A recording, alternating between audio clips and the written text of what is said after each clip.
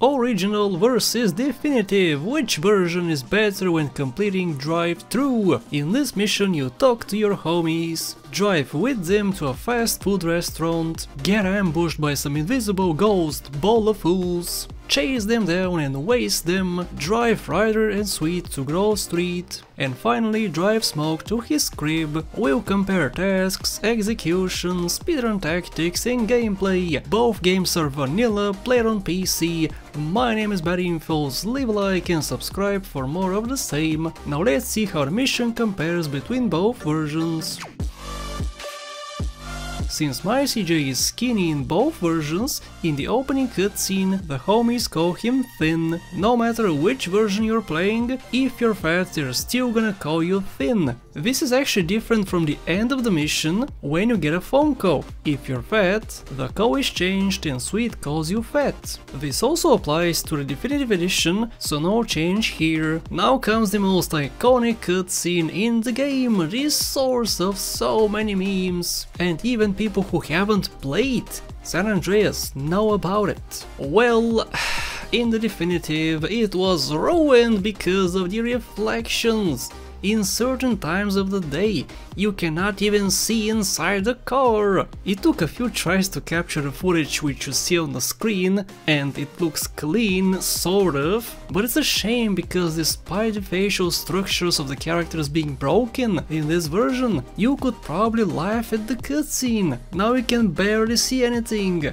A shame. In the original, drive-bys are done by pressing the look left or right button and shooting. This is very limiting since you can't move your camera freely as you're doing it. In the Definitive Edition, however, this was remedied with a new setting where you can still move your camera while looking in a direction. Works the same exact way, but more freedom is introduced, which is very nice. This setting can be turned off and you can get back to classic controls, so you can't complain about it if you don't like it. When the mission ends, you're introduced to the gym, which was ruined in the Definitive.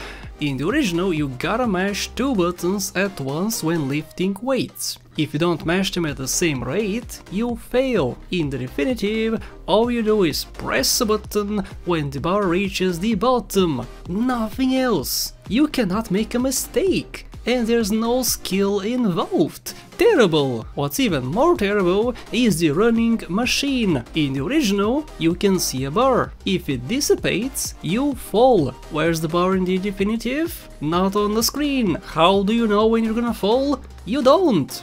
Awful, simply awful.